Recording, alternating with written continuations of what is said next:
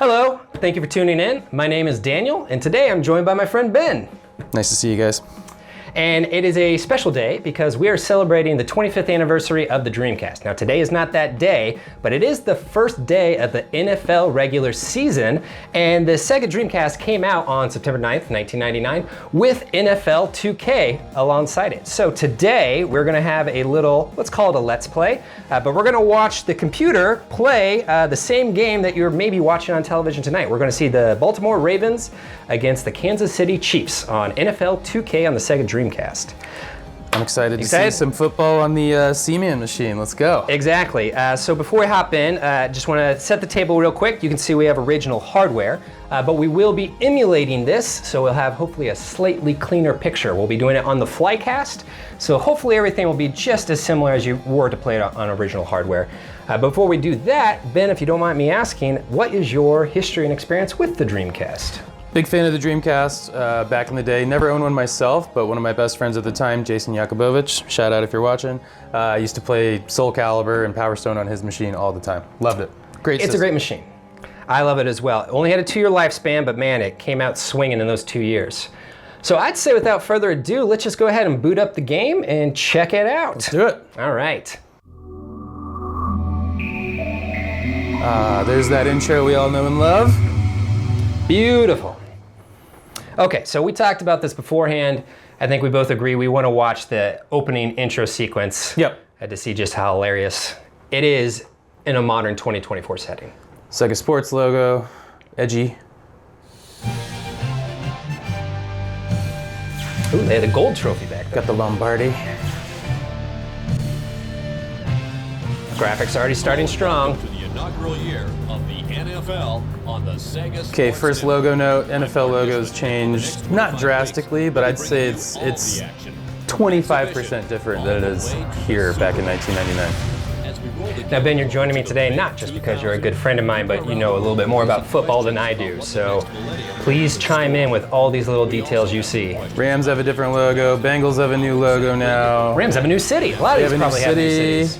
The Browns, I think, are on their second coming by the time this game came out. And in fact, I think the Baltimore Ravens, correct me if I'm wrong, fam, but the Baltimore Ravens that are in this game are the former Cleveland Browns that had dropped out of the NFL around 1996 and then come back in 1998. I think that's the story. Well, I don't know a lot about football, but that piece of trivia I actually know exactly. Oh, and okay. I'm afraid you're wrong. But we'll go ahead and say you are right. You touched my finger there? Oh my goodness. You guys maybe didn't see that behind the case. We're getting intimate. Yeah. So what is the story then? Oh, well, football is played by a tightly wound leather ball. 11 on 11, right? Yeah. Sometimes. A golden retriever can be subbed in under certain rules.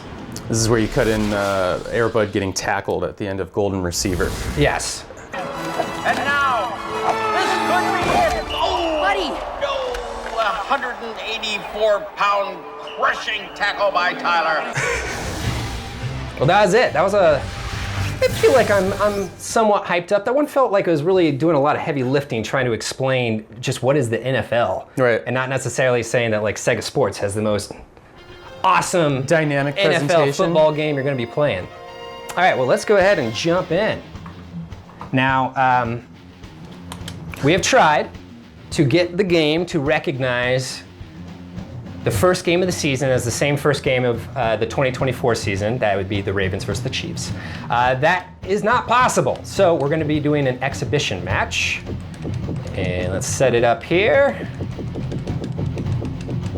Oh, and let's go ahead and see how long the quarters are. Yeah, 15 minutes is going to be a tough watch. Yeah, we're going to speed this up a little bit. 5 minutes, let's do. Do you want to do a flat 10 or? 10 or 8. Definitely not 15. We'll do 8. Let's do 7, because 7's a magical number. Oh, there you go. Did that save properly? It did. Okay. Good time to mention that this game at the time would have been going up against Madden on Sony and Nintendo systems. Sega obviously didn't have the license for Madden, but I feel like it was on every system other than yeah, Dreamcast. it was. But they're the first ones to have the 2K games, and that brand is still going strong. So good on you, Dreamcast. The NFL license was a lot more liberal all around, not just Madden and NFL 2K series, but this is on all platforms, but Dreamcast as well. NFL Blitz series Oh yeah. was also up there. Then NFL Who had Quarter- Player Association? Because I remember them shouting out the name Beata Patuka about 1,000 times. There was the NFL Quarterback Club series Yep. as well. I don't remember the exact date. I want to say it was like around 2001-ish is when EA locked in that exclusivity with Madden, With Players Association? which is Or the NFL standing license. to this day. The NFL license, because like you mentioned the 2K series. Yeah, I guess that's still NBA is going. the only thing going. NBA is yeah. the only one. Like all the other stuff is gone. What else did they have? So they had football, they had NBA, did they have? They had NHL. They had an NHL, but no MLB, I don't think. They didn't call it MLB. They called it World Series Baseball. Okay. But they did. They Okay. had them all. Oh, wow. Sports was huge. First, they thought this was going to be their in for the American market. You can see we have the Sega Sports bundle Yep. of the console. So yeah, don't hold me on these numbers, but I want to say like close to half of the launch lineup was all sports games. And it makes sense based on Sega's lineage. The Genesis was the sports console in that generation. They really pushed that in the mid-90s. That was kind of their Mutant League Football. early appeal to older gamers. But yeah, they wanted all the sports, and they seem to manage to lock in the license for everything. All the logos, all the players, Yep. and a lot of the players, at least for the Dreamcast launch, they were involved in launch. They were using their likenesses and their voices for commercials. But more often than not, it was using like in-game player models, but there was a few live action spots as well. All right, we're already a few minutes in the first quarter. We got 2nd and 10. Baltimore's moving the ball. I'm rooting for the Chiefs. Yep. We agreed beforehand that we're going to pick a different team, so we'll have something to Ravens. motivate ourselves for, and let's see how the Chiefs do. If only they had Taylor Swift. To support them, yeah. What would be Britney Spears? Would that be the look-alike celebrity, the pop starlet of 1999? Well, we were talking about this before, but early days of motion capture and 3D gaming, right? But the animation is actually not bad for a 1999 3D game. Yeah. Released in late 1999, so theoretically it was being developed early 99 and most Late of 1998. But yeah, no, I also agree that there's some surprisingly good animations on display here. Very smooth. And just, you don't see a lot of duplicates. They all feel pretty unique. I don't know, would it be so bold to say that like they're actually, what would you call it, generating the animations on the fly the way Right. modern games do? I'm pretty sure they're all canned, pre-baked Yep. animations, but they bounce between them very seamlessly. Decision-based animation playback. Yeah. Now here's another question for you as a sports fan. Ooh, Wow. Is that legal anymore? That's not legal. I don't It's think you can do 2024 that anymor. Well, you can grab a guy and you can kind of hip toss him, but Yeah. straight up picking You him up can't and putting him down, body I think slam is him? not quite allowed Yeah. anymore. Were the devs involved in NFL Blitz? And also, of note, we just saw a kickoff return, and you won't really be seeing those in this format in the NFL season this year since they've changed the rules. Well, what's different? Because I know they changed the actual kickoff. It happens way closer, and like the what would it be? The defense line isn't allowed to move until they actually catch the Yeah, ball. so the offense and defense, I believe they're either 10 yards or 20 yards apart. I think it's 20 yards. And yeah, the ball is still kicked. Once the receiving team catches the ball, then the defense can approach the receiving team and try to stop them. What it's going to lead to is That was kind of a funky. that was a funny a little play little there. funky animation after we were just. Little air ball catch. Praising it for it? Lack of a catch. But the intention is to reduce injuries because on a kickoff, if you're starting from the 20 or 25 on the other end, and you're running full speed for Oh, yeah. 40 yards, that's when most injuries happen in a football game around those kickoff plays. So it's a smart move. It'll take a while for people to get used to it, but But on fourth down kicks, is that different this year? punts? No, punts are Punts? the same. Is that what they call them? Yeah, Fourth yeah. down kicks, punts? Yeah. No, punts. The rules are the same. as far as I Okay. know. Okay. So, what about the stadium? Chiefs still playing in the stadium? Chiefs are at the same location. I think they've been at this stadium for like 45 years, something like that. Arrowhead. Yeah, yeah. they signal for a fair catch. I have not been there myself in person. Have you ever been to I have Arrowhead not. Stadium? I'm going to assume that the devs did a perfect job. Yeah. This is a one-to-one exact replica. People are standees in real life there as well. It's weird. Nobody moves. They Yeah. just are there. Well, they're weighed down with all that Kansas City barbecue. That's right. They're just kind of solidified in the Midwestern fat of it all. Can we call Paul Rudd and get his take? He's from Kansas City, is that right? Yeah, he's a why big- why he's a am I big- associated? I know he's a fan of the He's Royals. a big KC fan. I'm pretty sure he's from Kansas City, but he also has family from like the UK. So he has this weird like London, Kansas City upbringing. Interesting. It's now 2nd and 9. I'm impressed by the grass texture. The numbers on the field look pretty great. Like, Yeah. it's really not bad for a 1999 game. And I was messing around with the game this week before today, and there's unique background banners for all the different teams, and not just their standard like the name like Chiefs. Like they have different players and like go this and go that. And then obviously there's a lot of very unique dialogue options for the sportscasters. But I'm impressed. I, as I already admitted, I'm not the biggest sports fan, football fan. I do buy sports games from time to time, but at this era, 1999, I did not have a Dreamcast at launch. I got one a little bit later. Sorry, for a second there, I thought I saw his helmet pop off. Yeah. No, I saw something else there. But I bought Madden 64, and I liked Madden 64 quite a bit. I also replayed Madden 64 a month or two ago. Whoa, those graphics do not hold up anywhere closest. Madden 64, Quite a I bit think, blockier than this. Oh, way blockier. Yeah. And the textures are super duper muddy. Right. I think Madden 64 came out in 1996. Came out in 97. 97. That was like a spring 97 game. So it would have been, Madden 64 would have been Madden 97 or 98 then. I think 97 because that would have been the season. Yeah, that fall. But yeah, it's funny that football games come out in the spring. Yeah. Well, not anymore. Summer has been Or summer. the thing now. But I think it's crazy the advancement in Madden of the 97, 96 era. Oh, yeah, absolutely. To, this is just, if our intuition is correct and they're developing this game in 98 to be released in 99, that's under a 2-year Development cycle. development. Well, not just cycle, but difference between the launch of Madden 64 and this coming out. Just impressive, very impressive that they. I guess to be fair, we should probably try to track down a copy of Madden 99, see what those graphics look like. Well, I remember even at the time, I remember reading a review of Madden 64 Nintendo Power compared to NFL Quarterback Club, which came out same year. Quarterback Club 98 came out the same year. Even at the time, people were like, these graphics are kind of blocky. Yeah. And it was like the first year of people playing 3D Well, yeah, that was the 64 first games. 3D polygonal Madden game. Yep. The Yeah. texture blurriness is, I guess, is what still kind of, or didn't stand out then, but now when I look Now at it, it's like, ooh, that's super a apparent. Yeah, blurry texture. 96 and 97 are kind of down years Kansas for City Madden. boys. They have all the idioms That's amazing. from all the different teams. Customized fan language in the stand. It's actually pretty impressive that they bothered to do that. Number 59. Well, I gotta imagine this- must be their center. Sega Dreamcast lasted for 2 years.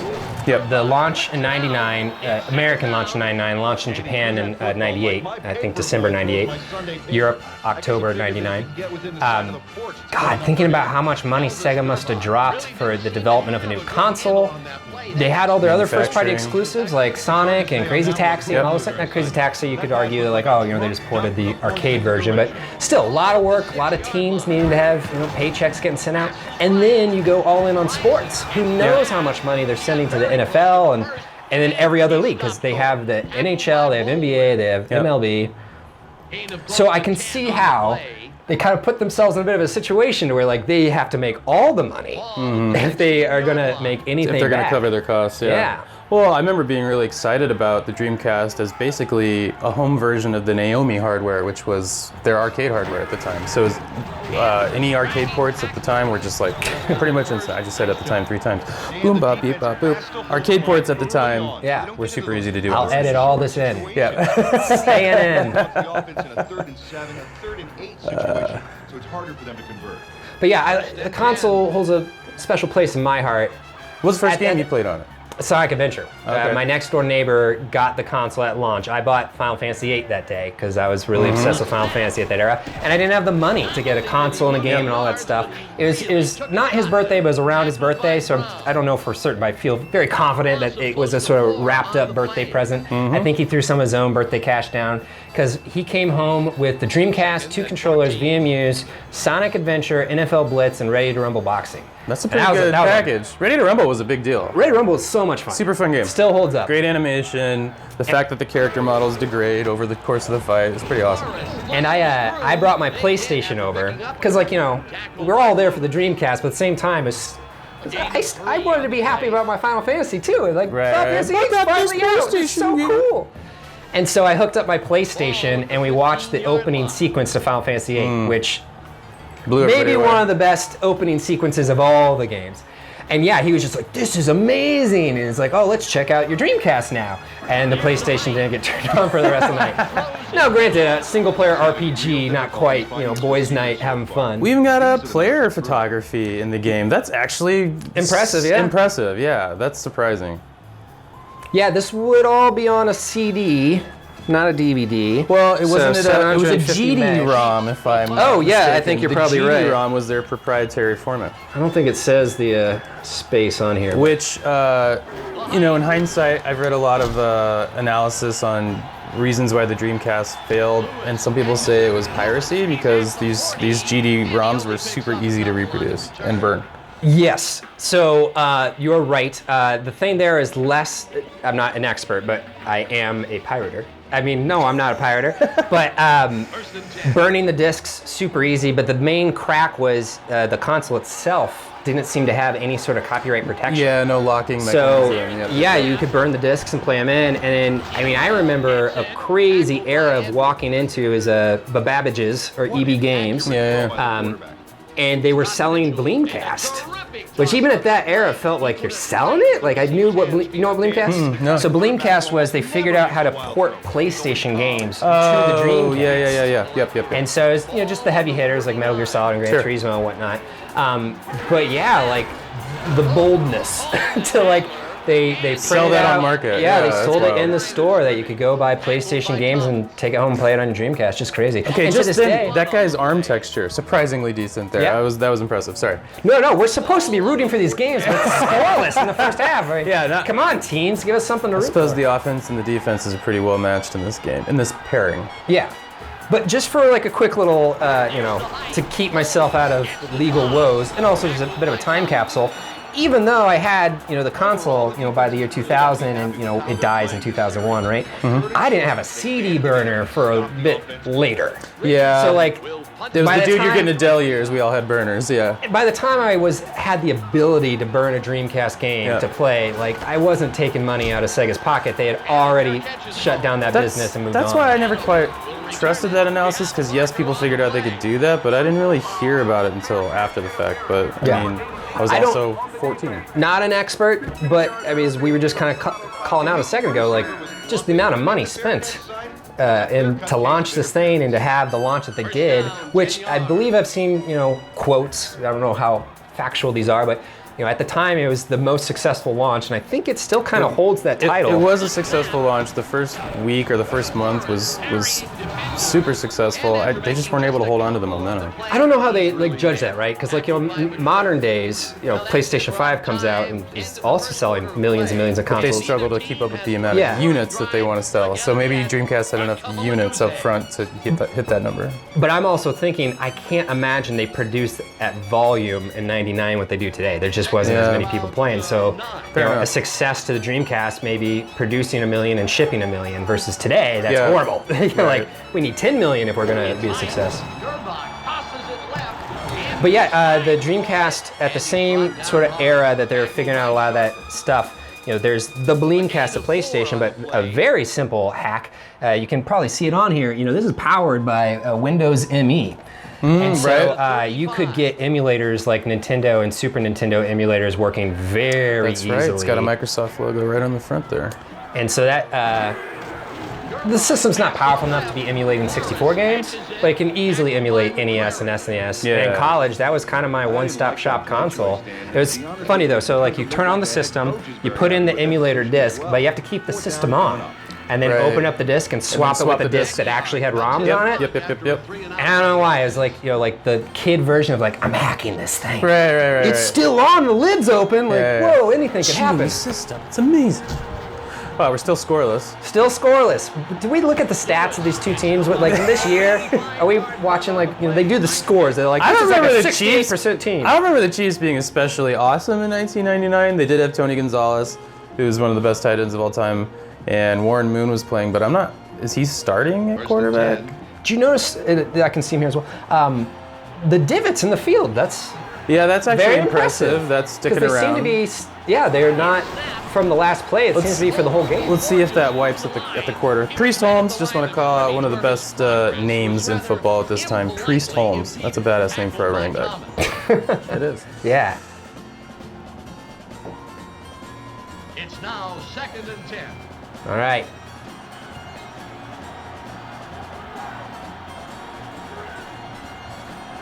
I guess one thing I just kind of realized, which is a huge blessing for trying to put this video on the internet, compared to like modern EA sports games, there's no licensed music. Oh, you're right. A lot of sports games these days, Yeah, they lean into that. everywhere. I totally get it in the title screen and stuff like that, but like, well, one, you go to a real sports game and you're gonna hear music piped in over the system. I had So it is I had a copy of World Cup '98 for N64 back here in this era, and it opened with Chumbawamba's "I Get Knocked Down, But I Get Up Again." Yeah. Quite infamously, and I think it played the same 30-second loop over and over again. I can't deny that there's a few songs that I was introduced to because of like sports opening sequences. Oh, yeah. And then of course you have, you know, stuff like Tony Hawk, which introduced we an punting entire again? generation. It's a defensive struggle, folks. I didn't check what difficulty the AI is set to.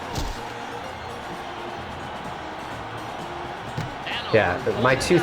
Ooh, that was a fun animation. Yeah. My two theories here are either like they're either both set at super high AI difficulty, super low. or they're the worst teams in the league this year.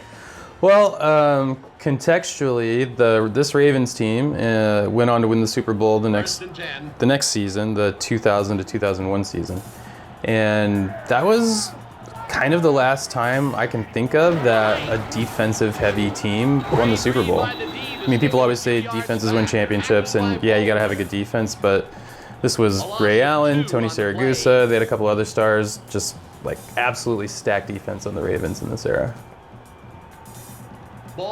And I think their quarterback the next year was Trent Dilfer, and like, you know, you can't win with a no-name quarterback anymore at this point. A lot of those names feel like no names to me, since I'm not really up to speed. But Dilford is just a funky name. They're like, ooh, Dilford. Yeah. So, you know. Dilfer, not Dilford. All right, this is the Chiefs. This is our run. I can feel it. Now, if we weren't watching the AI, I'll just tell you right now, I throw Hail Marys. That's my play. Just every play. Well, I run like the first play, and then just throw. Yeah. Just for fun. Oh, I thought that was an interception for interception. An interception at the intersection. Hello. I grew up playing Madden 94. That was the football game we had growing up, and I always picked rollout pass, but then I would hit the A button for the audible because I didn't like the way it was lined up. So I don't even really know what play I was running every time. I was passing to the Y button pretty much every play, and 1 in 5 of those would get intercepted. I don't remember. Score more. I don't remember the names of the plays I used to use in Madden 64, but I like remember like kind of what they look like on the screen. The tree, yeah. And so, when I was playing the other week, I was like, oh, I think I remember. And like, I'll just fall right back into my old groove.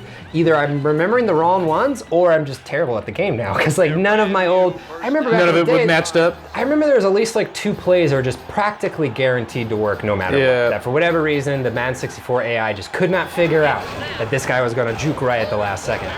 Oh, Hey, we got a fumble. Who picked it up though? I think it was the you first did. Ravens. Ah, come on, Chiefs. I got so much riding on this. Told you that defense. They are going to have to be a little more careful with the ball. But going back to what you were saying about Sega investing so much in this platform, you got to think about it contextually too. They were coming off of Genesis, huge success. Then they had those weird in-between bridge years where they had Sega CD, then 32X, then the Saturn, whole new console. That bombed. So the fact that they were able to sustain like 4 years of console of hardware failure and then do another one is kind of like a last straw. It's kind of wild. Yeah. Yeah, I mean, 32X, you know, they don't claim that as another console, just an add-on. Yep. And Sega CD, I think, is in a similar boat. Saturn, I don't have all the statistics in front of me, but it's often said that one of the worst things with the Saturn is, like, you know, it was announced for sale to a surprise to the developers. $100 more than the PlayStation. It wasn't cheap either. Yeah. But, you know, That's what it was. not telling the developers that you have a console coming out, it's kind of a misstep to where, like, even if Sega diehard fans wanted it, what are you going to play? There wasn't anything on there. It did a lot better in Japan. I just looked into this the other day. I kind of went down a rabbit hole. It did significantly better in Japan than the Saturn did. Well, And that checks out. back to the 32X, so like there are certain games that will only play on 32X, but you have to have the Sega CD as well. So it's just like The Sega CD? yeah, you got to have the Sega CD on it for certain 32X games to also work. Really? It's totally wild. Which games? I don't know the specific titles, but I just know it was like a fluke of like a few of them. There's Yeah. only like I think there was only like 60 games released for 32X. Not a big library. Well, 32X is always interesting, you know, because it absolutely, well, it can run standalone parts of your game, but like it Right. works in tandem with the Genesis. Right. And so like, yeah, It's like sometimes- 2 extra processors or something like that. Well, not only that, but like, you know, it would often offload stuff from the Genesis, like the UI, and just only run that, or they would reverse it. It would run the game on 32X, and then the Genesis would handle like sound and UI elements, that sort of stuff. So technically the games can be playable solo, but you're missing pretty key elements of the game. But it makes for very fun visuals that you can, when you disconnect them, and especially with emulation, to kind of help force that. Digital Foundry has a lot of great videos about this. Yeah. Surprise, surprise. Yep. Love you guys. But you can do a lot of cool stuff. All right, we still got persistent divots in the field. Well, this is just such an exciting game. So happy we set all this up, invited you over, Ben, and we're just watching this Hey, rip you know. roar in digital time of 0 to 0. Why do you think they've changed the rules to favor the offense the last 10 years? People want to see scoring. A 56-yard punt on the play. Nice kick. I'm just surprised, like, again, this is a non-sports video game mentality. Is like, I'll kick for that field goal every time. Right? Like, what are you doing for a punt? Like, 48 yards? I don't care. What's my pride gonna get injured? It's a 0-0 game. Just, let's go for it. If you're past the 30, yes. Oh, another fumble. Come on, Chiefs. Notice how many times All right. Digital Chiefs. Tony Saragusa, Goose. I think, where are they starting from? They're starting from the 30? Okay. Yeah, I think you might hopefully Let's be put able to it get in. some points on the board. Let's if you're put it this in. close. Let's put it in, boys. Golly gee. Come on, Kansas City. Ooh. Yeah, for a hot second, it seemed like they're... He picked up maybe a yard. Right at the line of scrimmage. All right, dumb football question. Yes. Maybe a yard. Timeouts, the 3 you get, is that for the whole game or for each half? Each half. Okay. You get 3. So for a second, I was like, what's he doing burning timeouts in the first half, thinking it was 3 for the whole game? First half timeouts are not super important unless you're doing like a final drive of the half and you need to work the clock a little bit. But first half timeouts are pretty not rarely used, but they're not as important strategically as second half timeouts. Well, at least the Chiefs seem to be serious. Yeah. The Ravens will take 3rd and 8. Are we gonna kick a field goal? Punt it.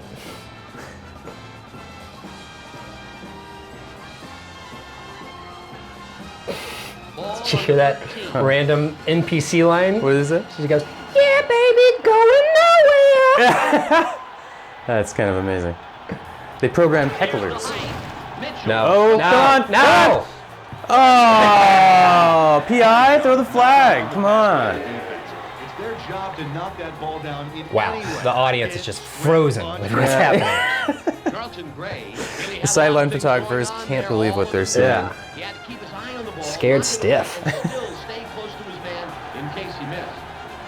All right. Punt fake out. There's a dog on the field. He's running to block the ball. There seems to be an orange tabby that's taken to the field. Come on, we got points. All right, you got a minute and a half to close out the first half. Let's see what you guys can do. Fussing with my shirt. Super sorry if I'm brushing up against my mic. I hate that when other people do it on YouTube videos, and here I am. And he sends it downfield. That is a vertical kick. Sheehy will get it deep in his own territory. Yeah, something about the camera angle and the graphics. Almost all these kicks, I keep on like looking at me like, that doesn't seem right at all. Yeah. Is it going off field? Super big arc.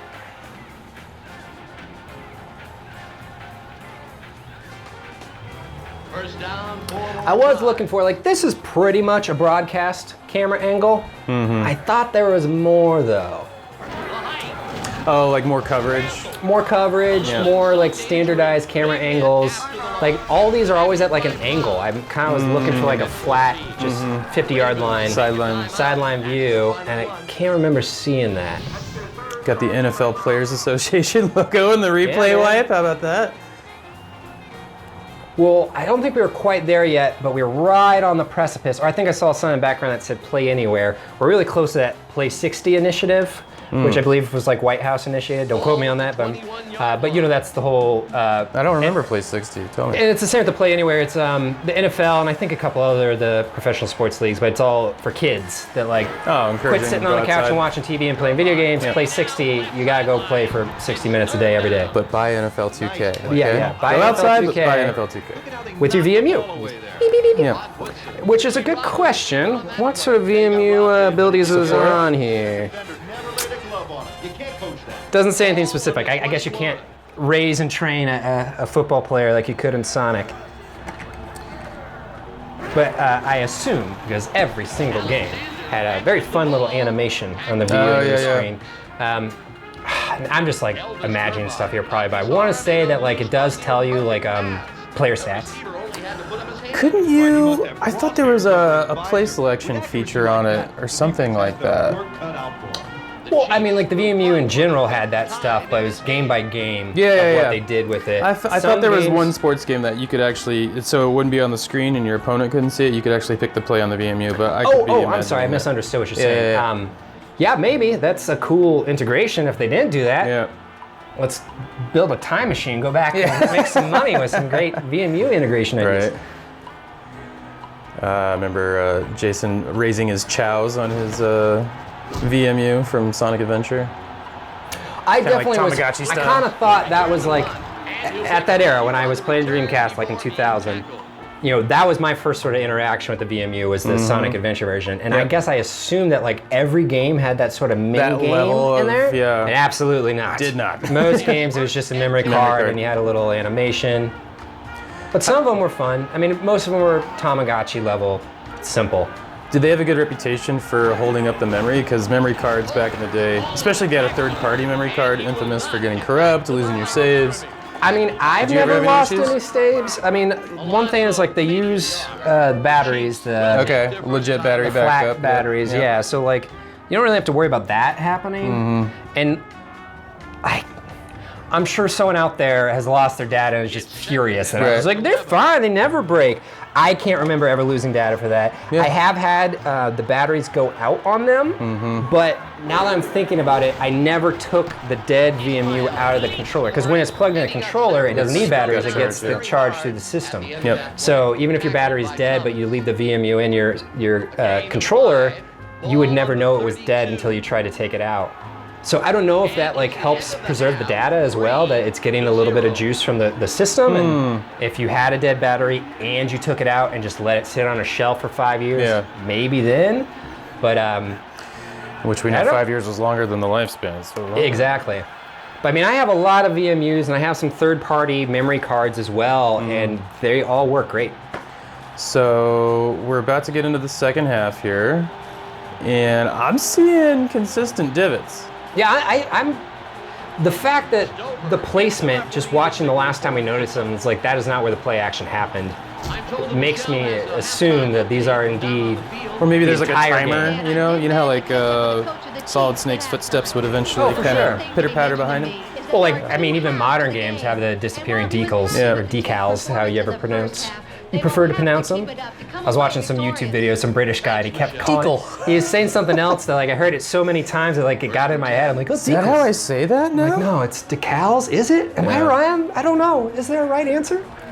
New York City. But yeah, I say Basil now because of me. because I remember, I think it was GoldenEye. It may have been Perfect Dark. But it was like a game with our friends where we were trying to. Great run by the running back. It was GoldenEye because the Yeah, the paintball bullets mode, would disappear We were trying to see if eventually. you could like, how could you write this word before the bullets disappear? Right. Could you make a wang, and how long could you make it before the balls start disappearing? Paintball mode. Sorry, Mom, if you're watching. Gets to the line of scrimmage, it's We totally drew She dicks is not in paintball watching. mode. My mom supports everything I do, but I would be blown away if she actually sat down Oh and wow, that guy got lit up. watched YouTube videos. Tackled by Woodson. A gain of 4. She does like the game Flower, though. Oh, Just to give my mom some gaming credit. nice. Ball on the Flower is a good game. I'll give him this. I feel like the weight of the players is pretty well represented with the way they animate and the way they react. Sometimes these old models look all floaty, you know, like they don't have enough totally. substance to them. But they actually look like heavy people. 21 yards. Again, just very impressive package as a launch game for a new system of a new generation. half a paycheck this week. Well, you mentioned Sonic Adventure was your first game on Dreamcast. First game I played was Soul Calibur, and I was like convinced that video game character models and animation couldn't look better. Yeah. We're not getting any better than this. Man, I would agree with that, honestly, until like, I think the first time I played Soul Calibur 1 with a set of eyes, I thought like, ooh, it's starting to look old. It was like 2019, 2018. No, totally, yeah. All the way up until then, I would pop in Soul Calibur 1 and I'd still think like, this still looks really great. Really good. I have a CRT, and that Soul Calibur 1 and Rez are like the two Yeah. games that like permanently live in the two Dreamcasts, as those are the two games I still routinely pick up and play. And yeah, Soul Calibur 1 has not missed a beat. I think Soul Calibur 2 is probably the better, but like they're so close. Yeah. 3 and on got a little wonky. Soul Calibur 2 definitely got a boost because I remember that was the one that came out on PS2, Xbox, GameCube, and I remember playing 2 and then going back to 1 and being like, oh wow, okay, it was a pretty significant leap, but still. And it's just your standard, more characters, more stages. More. Catching the ball. But yeah, it wasn't that initial leap that was just like, holy crap. I believe it was 3. No, 3 was the PS2 exclusive. 4 was with the Star Wars characters that they started introducing Street Fighter-esque like super moves and like power moves. And I wasn't. I just want to have the age-old question of like, combat. what happens if a guy with a nunchuck fights a guy with a bow staff? I think Like, all right, we'll get Maxi and Keelik in here and we'll show you what happens. I feel like most people agree that 2 is kind of like Mortal Kombat. It's kind of like the pinnacle of the series, even though But 1 they've is- innovated upon it since. I still think that like 1 technically is like so perfect. Yeah, Like it's not a great like game. Mortal Kombat 1 is not technically No, it's not. perfect. Like Mortal Kombat 2 2 is same leagues with like better. Street Fighter, Yep. same thing. But like Soul Calibur 1 and 2 technically I think bounds. play about the same. It's just, well, definitely if you have a preference of like, I want to play as Spawn, well, Right. your answer's right in front of you. Yep. Which console you're going to be picking. So yeah, Spawn was on Xbox, Hihachi was on PS2, and then GameCube got Link. Correct. And 4, it was Yoda was Xbox and Yeah. Darth Vader was PS3, which Right.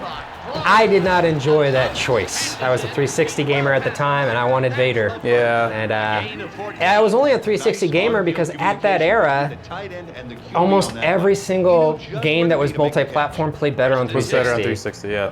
I don't remember if Soul Calibur 4 was one of those that was significantly worse on PS4, like Fallout and Assassin's Creed and just so many games.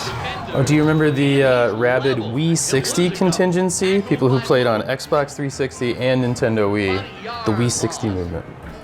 Lost What to do you the- mean? That's just what people called it. Like that's what people like enthusiasts were like. I'm Team Wii 60. Because like I'm a gamer, I want to play everything that's coming out, so I gotta have a Nintendo console. gotta pick- because that's not coming out anywhere. You gotta put- So it's you gotta either pick gonna PlayStation be a or Wii Xbox. S3 Yep. or a Wii 60. You had to choose one of those. 'Cause- Correct. Yep. Yeah, I get you now. For a hot second, I thought you were talking about someone just like, well, I love like I'm trying to think of a good example, like Dead Space on 360, but Oh, yeah. a true fan should play it on Right. the Wii as Yeah, well, yeah. which is a Extraction. completely different game. But you know. Totally different game. But no, I just remember that being That kind was of like also a vocal contingency on forums. Yeah. That era of like when the 360 came out and like the PS2 was still a thing, and you had the Game Boy Advance and you had the DS out there, you would have a single game, like let's just say Spider-Man for like the movie Spider-Man Yeah. stuff, that would have like 4 different versions, which is still what you have today, but they're all 4 completely different. different. They're completely different. Yeah, absolutely. Which I don't know if I missed that. I was like, on one hand, you always found like some weird gems. Like for instance, I think the Tony Hawk games on Game Boy Advance are legit good. Yeah. Even though they're not the PlayStation games, but I mean, I think the publishers or whoever was kind of spearheading those projects probably found. tied the board, then. Yeah, they're like, we gotta You're in get trouble. We gotta get, you know, I don't know what's a good license tie-in game. Like, we gotta get The World Is Not Enough out on Yes, N64 and PlayStation. Although those are basically the same game, so not Yeah. a great analogy. But There's a GBA port they would. for that. Okay, there you go. But they would hire different developers because they're like, well, I can get 3 or 4 different teams to deliver on the same Oh, date. for sure. And they all probably got the same brief. Yeah. You know? But you know, it ends up being radically different games. I just think of like for the customer. I said client, you know, my business mind. But for the Joe Schmo who's buying this stuff that like I enjoy here in 2024, they'd be like, what do you mean there's 4 different versions of Batman Returns? Like, I want to play them all. Yeah, that's But- a famous one actually. Yeah. The Batman games. Yeah. But I would be so pissed off if you're like, oh, like I'm gonna play like a 3D swinging through New York City Spider-Man, and then you get like the DS game. It's like, oh, it's a 2D brawler. Like, Right. Grandma, that's not the game I asked for. Yep. I think Tony Hawk's Pro Skater 2 was one of the more famously successful Game Boy Advance ports. That Yeah. it was isometric, it was 3D-esque, but like everyone says that game plays just as well as the PlayStation game. Yep. Yeah, it's pretty much the same thing. Just really, it's just the camera view. The only main difference is the Game Boy Advance. You know, only had 2 face buttons, not 4. Right. So that kind of sucks. If I remember correctly, you just don't get the shoulder spins. Strange design choice at that point. Super Nintendo was, you know, 9-10 years old or whatever at that point. So like, why didn't they just And the put 4 64 face- had, what, 6 face buttons? face buttons? Yeah. Technically, sometimes you would count the D-pad also, so you're looking at Toggle the map 6, up- map on and 10, let's throw the start in there. Yeah, yeah. 64's got a lot of buttons. That's why it's such a pain in the butt when you're trying to play it on a modern console. Yeah, it doesn't Like, feel you know, right. The Switch, like just no modern controller feels Yeah, you got to appropriate play. because it's missing buttons. Yeah. Just like so many, like I love the PlayStation Vita. I gesture behind me. I don't think you guys can see on camera, but all my consoles are back here. But yeah, like the Vita is so perfect, but they chose to do just 1 row of shoulder buttons instead of right, 2, right. and they try to say like, well, you have the touchpad as your L2, R2, but like not the Doesn't same. feel the same. Yeah. He's at the 35. This is Yeah, 64 games when you remap And also the those. sticks don't click. Yep, when you remap those C buttons to That's why the to a Switch stick, is so doesn't work. perfect. Yeah. The Vita should have been the Switch, could have been. Yeah. But they fundamentally did not 10 yards. make it so the game you made on the PlayStation 3 plays on the Vita. Right. Because like Marvel vs. Capcom 3, Fate of the Two Worlds, that is such a great game on Vita visually. Like it looks like a PlayStation 3 game, surprisingly so. But again, you're missing a couple of buttons, so it's a little bit less. I think we kind of missed the fact that Kansas City put up a field goal, or at least I did. You were talking. I went in your face. I gave you a fist pump. And I said, Oh, that's what that was. Okay, I wasn't okay. paying attention either until I saw the go through the uprights. Well, we're in a dead heat, Yeah, folks. yeah, dead heat. Ooh, And he's met that guy got some whiplash on that hit. scrimmage. Somebody get the number on that truck. A gain of 1 on the play. Now, do you recognize these announcers? As you know, I a was- casual fan, it's John Madden or nothing mostly. Yeah, I was trying to listen in, but I'm not really recognizing the voices. They said their names at the beginning, but I didn't catch them. All right. Well, I'm gonna cheat and look them up. Oh my gosh. Durbach throws long right. Who? Hey, oh, I thought he had it. 4th down.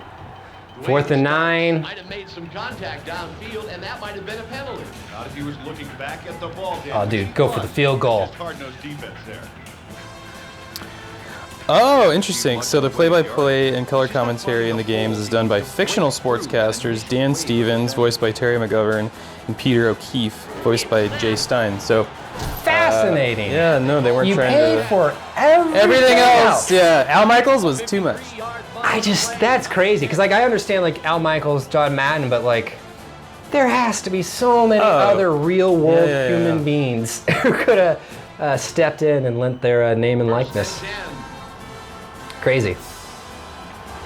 Did you know that Al Michaels, he makes $1 million for every broadcast on Prime now? Every single game, he makes $1 million. That's crazy. Yeah. Like, that's like what, lost the leg. I see. Well, folks, I hope this doesn't look terrible. Because we can't charge it. It's just gonna look like that for a little while. We'll remember, timestamp, 3rd quarter, a minute left. If the video suddenly gets lit again, you know we're on a reshoot. Yeah, but $1 million, that's crazy. Like, that's almost like, what was Seinfeld making at the end of it? Like, because that's just what I go to in my mind, or like, that was a famous example. I remember man makes the Friends $1 million an episode. The Friends cast were making like $500K an episode, and that caused big headlines. And I think that's Seinfeld back when they're doing around 25 episodes a season. Yeah. That's wild. And that was in 1996, 97, $98. Wild. Well, with Friends, that's like 2002. When they were making $500K? Well, were they making that at the final season or at the beginning? They can't have been making that at the beginning. No, not at the It has beginning. to be after. That show started in 94, Hey, fumble. I want to say. Go! I'm sorry, Ben. Sorry that had to happen. I know you're just so action replay, as in like the people that sell the cheat codes. Yeah. That's so funny. Yeah, I know you're super invested. Yeah, I'm. Don't get too sad. Son of a. I'm just glad somebody got into the paint. Come on. I'm clapping very softly because the microphones are close to our chest. Don't clap. Oh, that guy's shirt just popped on. Did you see that? I did. That was what I was kind of mentioned earlier, that LOD, level of detail. That's where my brain wasn't working either. But yeah, when it goes a little too far out, the level of detail scales down quite a bit. All right. And you guys might notice the crowd. It's 2D standing up standee style in like the first 20 rows, and then after that it's just a flat texture. Totally. There you go. You I can feel see like it clearly there. like Nintendo games still do a lot of that. No, yeah. There's still a lot of games. crowd creativity going on. I mean, gosh, when I play something like Gran Turismo 7 and you see they have like 3D rendered polygons for the spectators on the side that like you are not seeing as you're going 250 miles per hour. Sometimes I think it was like, is that the best use of the polygons? The budget? Yeah. I don't know. Yeah, that's a costly asset. I guess like you're only noticing that in replays. And I know that Gran Turismo like cranks stuff up for the replays because like camera's fixed, they already know what's happening, so they can pump it up. So I may be speaking out of order here, that it's possible they use low models when you're actually in the game, but when you see the sidelines in a replay or something like that, or a screenshot, they swap in a high quality model, which is cool. Looking over game film, that research seems to be paying off big time. And they do a lot of like frame rate tricks with stuff in the distance now, or stuff that's 200 yards away is playing at 20 frames a second, whereas the action's happening at 60. I personally hate that. I wish they'd stop doing that, because like, I don't know, that's just, I know it's a silly thing to focus on, but like for me, the stability, which I'll use the word stability, but like being able to zoom in something super far away and it be what it is like good graphics in my mind. That's why a game like Red Dead Redemption 2 just feels so solid, because again, the word solid, it feels like such a perfectly chosen word, because you never see stuff pop in, you don't see stuff kind of wobbling, it just, it is doing it, it's just doing it in such a slick way you can't tell. And like, I don't know, somehow my brain turned that off, that part of my critique off for Breath of the Wild and Tears of the Kingdom. But there are moments. But I guess, not to be too rambly here, but Nintendo and their devs are really good to where, like, yeah, of course they're turning off like blades of grass and little tiny things, but they keep all the macro level details. Yeah, pretty solid. there's a bubble of kind of fine detail rendering, and there's levels and layers to what they're budgeting, right? Yeah, but like the important stuff, because like the whole game is like climb a mountain and find where you're supposed to go. Right. So that place you're supposed to go better be visible, and so stuff like the shrines, like those are almost always on. Even if you're 100 miles away, and you zoom in, you'll see them. I know everybody who's tuning in for the Dreamcast SEGA Sports broadcast wants to hear us talk about Zelda and Final Fantasy and every other video. This is what we do. All right, 10-3, fourth quarter, 6:08 to go. And I believe that game clock's still ticking down in real time. It's not accelerated. It's not an accelerated 8 Oh, it's real minutes, time. right? Yeah, it's not video game time. Yeah. Like Majora's Mask. Tangent. Play the song and slow it down. And maybe Your Baltimore will music get in the end zone. saved me. Yeah. Okay, that's funny. Oh, man, my little AI guys are really thinking this one through. Your music they're saved they're just counting the. My game. They're just running the clock down, I think. But why? This is not a good time to do that.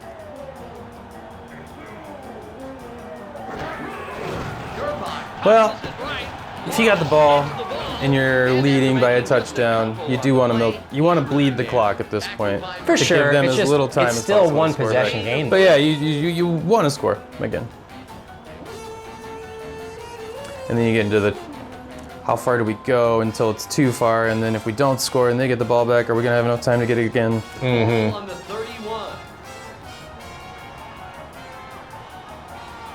Clock management. All right. There's the height. Did he get it? I don't think he did. 4th and 1. That's one good thing about video games. They know immediately. Yeah. You didn't get that one. And left no opportunities for the run. I need to play the modern Madden because something tells me that they do the whole pageantry of like bring out the chains. Even though the computer, of course, knows the answer, they still want to make you anticipate. The most recent Madden game I played was 2018 on a PS4 Slim, not a Pro, and while it looked great, I did notice that as it was kind of cutting from camera angle to camera angle, you could feel the game kind of catching up with itself in order to fulfill those new setups. Yeah. And I found that to be quite immersion breaking. Yeah. I didn't like that. But I don't know, that's, at this point, a 6-year-old game, or 7. Well, so many games can, on a screenshot or in segments look good, but the devil's in the details to bring it back to stuff like Red Dead Redemption games. Like, no, it needs to look that way at all times. Yeah. The second it breaks, your immersion is now gone.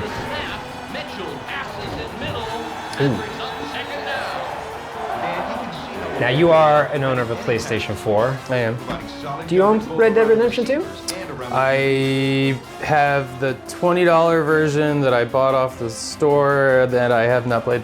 Of the second one, not the first one. second Okay. one. Well, I guess the first one just came out on PS4. I'm not like a sure month if ago. it's like a reduced version or if it is the full fat game. I was actually It's the full game. Is it? There is no DLC for it. Okay. The base game is all they made. But There wasn't like an online version that was like there's an stripped down? online.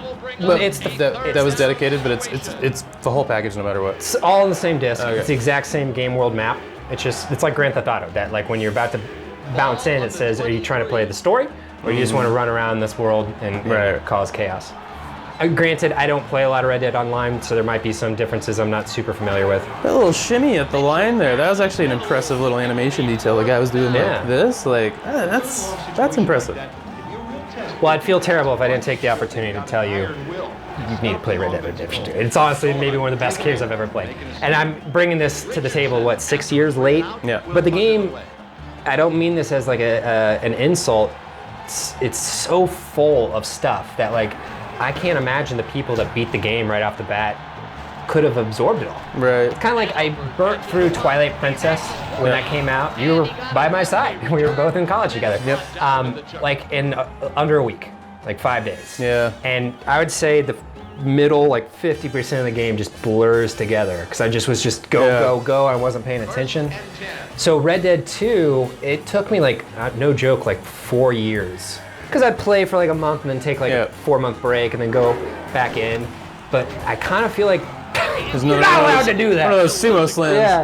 Yeah. But yeah, I feel like that is maybe the best way to just like think of it far more as a long-term engagement, like reading the Lord of the Rings books or something. It's just like, no, this is going to take a while, but that's the point. Enjoy, soak it in. That was how I treated my first file on Breath of the Wild. I have like 340 hours on it. I still haven't done everything. Like I got all the shrines. I think I have all the locations unlocked, but it's the Korok seeds that I'll never complete. Yeah, I mean, there's how many? 900 something? There's 900, 900 flat. Yeah, it's not just doing that. No. I could barely tolerate 100 gold Skalitas in Ocarina. You could see your path in the hero's journey mode, like everywhere you've been on the map, and it's like, if I haven't picked up 500 or 600 of these, and I've gone this detailed in my map exploration, I'm all right. It ain't happened. Although there were like... They're better than other games though, right? Because like each seed's a little unique. I just immediately think of like Assassin's Creed 1 had you pick up 100 feathers, and they were just in the most asinine places. It was just the biggest pain in the butt imaginable. Yeah. I did it. I don't know why, but I did. I think you got something. I know you got a trophy, but like I think you also got like I'm probably misremembering it. I hope I got an exclusive weapon or a suit or something for all that effort. Well, it's kind of funny how that first generation of 3D, I'm going to change up the genre, platformers, kind of had like this whole meteoric rise and fall in that N64 generation. You start with Mario 64, you go to Banjo-Kazooie, which is a refined, it's an improvement in basically every way. And then by the time you get to Donkey Kong 64, it's like endless tokens to collect, endless items to pick up, and it's that just one like, is just so I don't enjoy this. Well, you're dropped at a level, and it's like a row of bananas, and each one's a different color for a different Kong, and you're like, don't put salt in my wounds. Like, I get it. I got a lot of stuff to collect, but like, just save that to later. See this line? Walk in it. Now walk in it 4 more times with the other characters. Oh, I'm sorry. It's not walk in line 4 times. You gotta run to the other side of the map. Step on a stupid freaking barrel, then come back and walk. It's just... It's mean. It's just, like, I don't know what they're thinking. It didn't feel fun then. It definitely doesn't feel fun now. No. There's other collectathon games that I don't mind collecting at all. In fact, it's the best part of it. It's like, I'm going to complete my Pokédex. Yep. But man, Donkey Kong 64, you're right. Oof. And then, but they seem to like, well, I mean, so... Even Banjo had too many tokens in it, but it's okay. You said it was, you did Mario, Banjo, Donkey. So 2 of those are rare. Yeah. Well, Star Fox Adventures, is that the next 3D action adventure game that Rare made? Because the next one for Nintendo would be Odyssey, or Sunshine. And Sunshine I feel like has a pretty good balance. Like some of those blue coins were annoying, but not that bad. Yeah, there was some Yoshi stuff that I never figured out how the hell to do. I never got all the shines in that game. Yeah. I think I beat the main story, but I don't know. That game was actually pretty challenging. Like Sunshine, infamously, well, especially when needed about 5 more months in the development. Yeah. But Star Fox. I never felt that way at the time. Like I have definitely read those things, and I can see the seams here in modern day. But hey, all right, interception. There you go. But yeah, no, at the time I thought it was just the coolest, best Mario thing that ever come out. Oh yeah, I love that game. Yeah, no, I got my GameCube. Nice catch. For Christmas, not the year it came out, but the following year. And I got Metroid Prime and Super Mario Sunshine on the same day. Ooh, and getting those two games, on the same day, going from N64 to GameCube was like, holy shit! These look amazing. Like I couldn't believe it. 1 minute, 47 seconds. I didn't get a GameCube new. I got it used a couple years later. I'll be honest, I don't remember what it was like. Because buying it used, that was kind of my thing for most of my youth. I couldn't afford them new, so I'd get it a little bit later. But usually you would get like 5 or 6 games because I'm buying it off of a cousin or at a thrift shop or something. So yeah, I don't remember everything I got on GameCube right off the bat, but it was, Sonic Adventure 2 is one of them. Mm-hmm. Since we're talking Sega. Yeah, also just Family Video was my lifeline at that era because I didn't own a lot of games. I was alive, like let's go rent. Yep. Let's play some Sega Beach Spikers volleyball. Morris arrows ahead, and he's pounded. I think the Chiefs might have this one in the bag. Yeah, let's see. We got a big first down coming up. Strategic use of the timeout. Now, for me, we are in field goal range. Yeah, I don't know about the AI. The ball for me, I would kick this real quick. The shoe doesn't count. Oh man! Insult to injury, salt in the wound. Those runners are not making any All right, we're gonna get the ball back here. Once they go for it. I say go for it. This is where I would actually enjoy like a stupid 2010 Microsoft Kinect integration to where like it's watching, I can cheer them on and be like, go for it! And then the AI is like, I guess the crowd wants us to go for it. Was that a thing with Kinect? It would respond to your vocal enthusiasm? That was definitely in like the vision stage, the pitch stage. It was going to do all that and more. Like, if you remember that crazy like Milo demonstration? But as for like actual games that did that, I mean, well, you definitely had speech integration for media playback. Oh, Kinect was the optical one that was on top of the box. I was thinking of PS Move as the other one. Oh, yeah. No, Kinect is the camera speaker array. Yeah. But you could definitely use it for media control of like, play Netflix. Really? Play, yeah. Oh, that's cool. Pause movie. It's super cool tech that's been remade by so many other people in so many cool ways. It's just, you know, at first they said the console wouldn't work without it, and all the games just weren't that cool. A lot of them were just technically didn't work. Like, imagine the Wii Music famous demo that sucked, times 10. Like, that was like, every Kinect experience is like, why isn't it working? And then it'd work for 30 minutes, and you're like, well, this is the future. Right. And then it'd be broken for a week.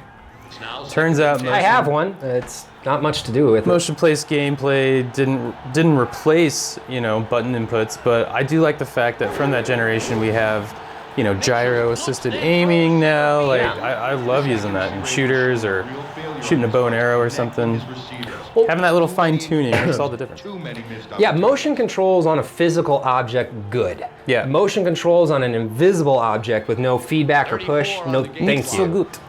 And the Wii, you know, was like, and same with like the, what was it? What they called the Dual Sense was the Dual Shock was the non-motion. Yeah, PS3. Dual Sense was the PS3. Or that was the PS4. Was that their stock controller? Was the Dual Sense with the pad? Or is now the PS5 the Dual Sense? Doesn't matter. When they added the motion control in the PS3 era, 6-axis. 6-axis. Thank you, sir. That's what they called it. Yeah, no, that certain games it was really nice, but like anytime you try to build around it, it just wasn't sophisticated enough. That's why, like, if you got to play Steel Battalion on the original controller with all the buttons and everything, because like that's half the fun. How much is that going for on eBay right now? Oh, it's hundreds and hundreds and hundreds of dollars. I wouldn't be surprised if it was $1,000. And I rarely see it like in good shape. It's generally like it's been beat up and whatnot. Yeah. It's been stuck in mom's attic for a decade. But you remember like in the 80s, a very common toy was like the car racing set with the wheel and the stick, and then all it was like literally a plastic wheel inside a screen. Like it's like you're playing Spy Hunter. Yeah. I mean, I've seen children in this modern age still be entertained by that sort of stuff. That's one of the best toys of all time, honestly. Like, that's a great electronic toy. So like Steel Battalion, I feel like even if you don't have the game and an Xbox, I still want one just to kind of pretend like I have all these buttons and I'm a mech conductor. Bring your friends over, put something on the TV, and just convince them that you're the one controlling all the hijinks that's happening on screen. I bet it'd be really cool props Ravens. if you're trying to shoot a scene for 10 like seconds to go! Pass interference? Come on, I want to see a flag! Like if we're gonna shoot a sci-fi film, and I need like a sci-fi television director, like in the back in the studio, twisting knobs. You put that Steel Battalion control there, like, all right, zoom in. Yeah. It's like you're controlling the Truman Show. Camera 2, fire! Yeah. You're Ed Harris in the Truman Show. Oh, took the kneel. That's it. Yes. They did it for me. I appreciate Hard fought battle, 10-3. You know. Very 90s era score. Yeah. Feels appropriate though. Pre-offensive rule favoring years that we're in now. Yeah. But Well, that was great. For a 3D football game from 1999, you could do a lot worse than this. Absolutely. No, I need to check out the Maddens of this era. Was NFL Quarterback Club still happening at that time? Quarterback Club was 98, 99, 2000. I think 2001 or 2 was their last year. Yeah. I want to check out NFL Blitz as well, because like my gut's telling me like I wouldn't be surprised if 2K kind of comes out as like, no, this was the best football game you could have played in 1999. I'd say in this year, I think that's kind of the consensus, but we should stress test that. Well, and also like let's not forget that like in 1999 in America, don't hold me to this internet, but I'm pretty sure like this is the only console you're going to be playing online. So like playing Madden against other people is kind of mind-blowingly. That is such a sellable feature that other consoles can't match. And it came with a 56K modem. Built in. Yeah. That's wild. Yeah, no, I mean, the Dreamcast is just amazing. With the modem, with the CD base, the Windows operating system, we've already been talking about stuff like emulation and whatnot, but like, it's great just for playing CDs. All right, this was great. Cool, yeah, let's Thanks wrap for it having up. me. Ben, thank you for coming. This was a pleasure. Absolutely. Thank you for tuning in. If you like this type of content, let me know in the comments below. Don't forget to like and subscribe and all those things. You can follow me on this channel, and I'm just going to end it there. There's other ways you can find me. We'll figure it out. Ben, do you want to plug anything, or you just want to You can find me mysterious? You can find me on Instagram at benjabutton. You'll find random content, stories, posts, not necessarily video game related, but definitely me related. Oh my gosh. You're about to blow up, bro. That's right. It's happening. All right. Thanks for tuning in, everybody. Have a good one. See ya.